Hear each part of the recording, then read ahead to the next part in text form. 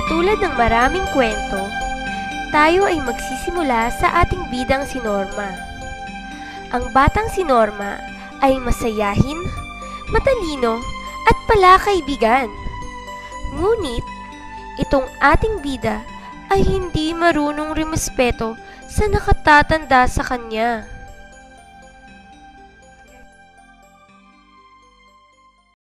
Norma, anak, bumili ka muna sa tindahan ng suka. Norma? Norma! Norma! Inay naman, ang ingay-ingay ninyo. Bakit pa ako nalang palagi inuutusan nyo? Pwede naman na kayo na ang bumili doon sa tindahan. Anak, matuto ka naman magsabi ng po at opo sa mga nakakatanda. Lalo na sa akin na nanay mo. Kung hindi ka susunod sa utos ko, hindi kita bibigyan ng baon sa Lunes. Sige na nga, po!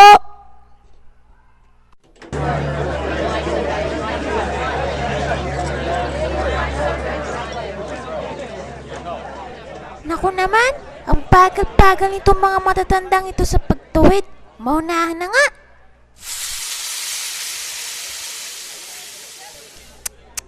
Nako, iha, ingat ka naman sa pagtawid at nabangga mo pa ako. Tulungan mo nga akong abutin ng mga nahulog kong paninda. Ano ba naman ang mga bata ngayon? Ale, pabili nga po ng suka.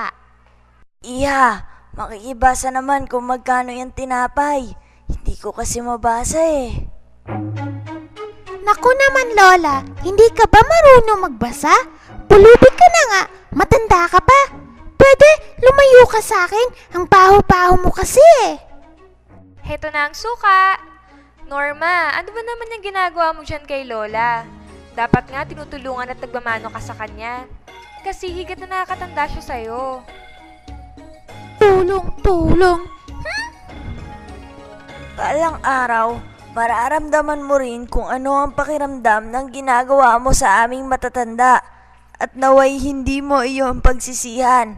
Mag-ingat ka, Norma. Ano kaya ang ibig sabihin ng pulubing yun?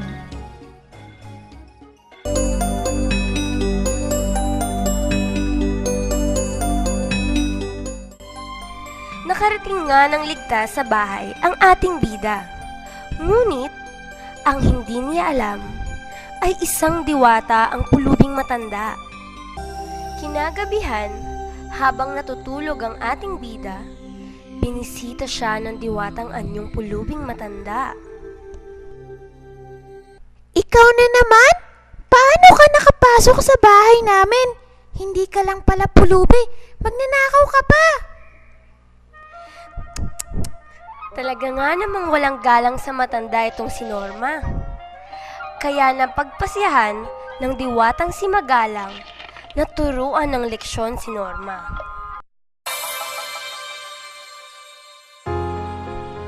Dahil sa iyong ipinakitang hindi pagrespeto sa mga nakatatanda sa iyo, ikaw ay aking parurusahan. Ikaw ay magiging matanda at ibabalik ka lamang sa pagkabata kapag natutunan at naisapuso mo na ang paggalang sa iba.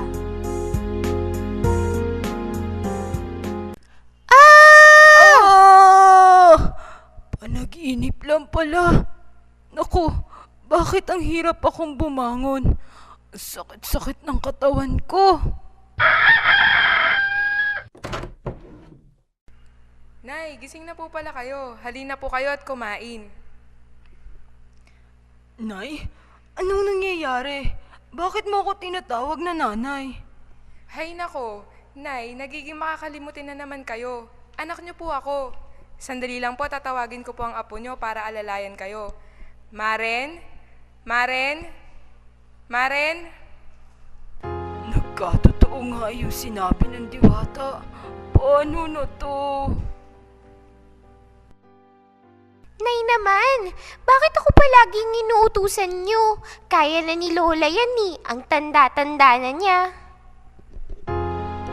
Naku, nakakainis naman to. Hindi na nga ako tinutulungan. Nahihirapan na nga akong kumilos eh.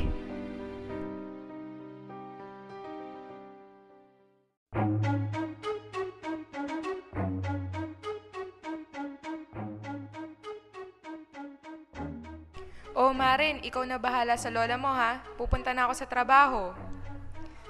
Ang hirap pala maging matanda.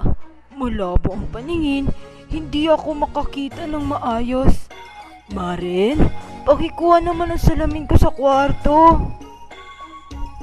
Lola naman, may ginagawa pa ako eh.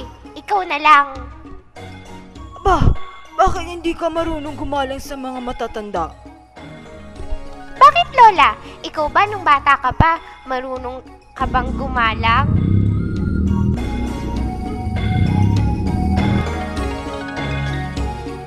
Maren, hindi mo ba nakikita na nag-aayos ako ng gamit dito?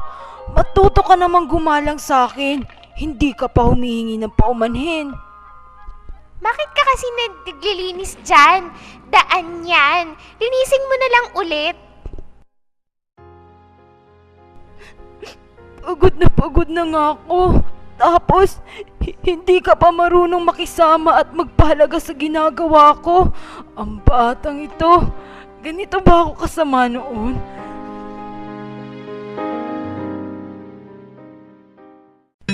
Naramdaman na ng ating bida ang hirap ng pagiging matanda at ang sama ng loob dahil sa hindi pagrespeto sa kanya. Ngunit, para sa diwata, ay hindi pa yon sapat upang mabigyan siya ng leksyon. Kaya kinagabihan, sa pagtitipon sa bahay ng ating bidang si Norma,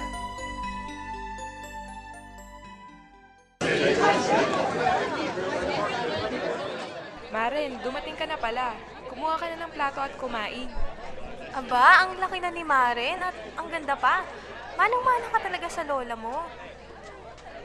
Naku, ay Sofia, iyan nagmana talaga. Oh, Maren, hindi ka ba magmamano sa lola mo? Bakit ako magmamano dyan? Pabigat lang siya sa amin. Sa umaga, kailangan ko pa siyang alalayan. Tapos kung may gagawin naman, ang bagal-bagal kumilos. Hindi din marunong si Lola na mag-ayos sa sarili niya. Kaya minsan, ang baho-baho talaga niya. Maren, bakit ka ganyan magsalita sa lola mo? Ilang beses ko nang sinabi sa'yo na gumalang ka sa mga matatanda. Ano ba ang kasalanan ko sa'yo? Hindi mo ba alam na mahirap ang pinagdadaanan namin? Hindi namin kasalanan kung naging mahina kami dahil na rin sa katandaan. Sana matuto kang tulungan kami dahil mas bata at mas malakas kayo kaysa sa aming matatanda. Nasasaktan din ako kapag hindi ka marunong magmano sa akin. Kasi parang sinabi mo na rin na hindi mo ko mahal at ginagalang bilang lola mo. Kahit pag-akay man na sa akin, hindi mo rin ginagawa. napagtanto na rin ng ating kawawang bida kung bakit mahalaga ang paggalang sa mga nakatatanda sa kanya.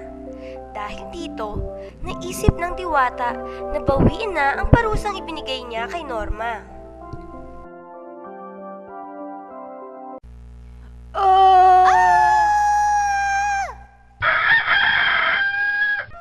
Panaginip lang pala lahat. Pero kahit na, ganun pala ang pakiramdam ng pagiging matanda. Kaya simula ngayon, nagiging magalang na talaga ako sa mga nakakatanda sa akin. At kung hinihingi ng pagkakataon, tutulungan ko din sila. At naging magalang na nga ang ating bidang si Norma. Kaya mga bata, palaging tandaan, ang paggalang sa nakatatanda ay isang pag-uugaling hindi dapat binabaliwala. Diyan na nagtatapos ang kwento ni Norma. Paalam!